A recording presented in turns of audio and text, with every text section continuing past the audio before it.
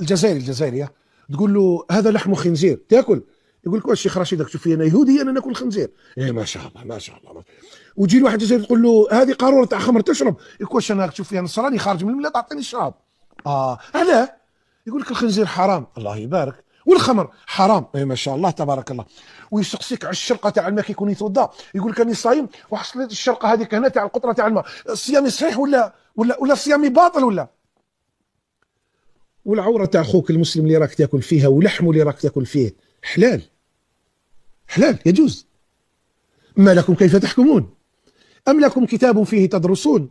فاتوا بكتابكم وإن كنتم صادقين. الخنزير حرام، والخمر حرام، وعورة المسلمين ولحوم المسلمين وأعراض المسلمين حلال. ولهذا من الآخر قليل من سلمه الله في هذا الأمر، تلقاه ماسك لسانه ويقول لك خويا تبدلوا الساعة والحديث ولا النوض.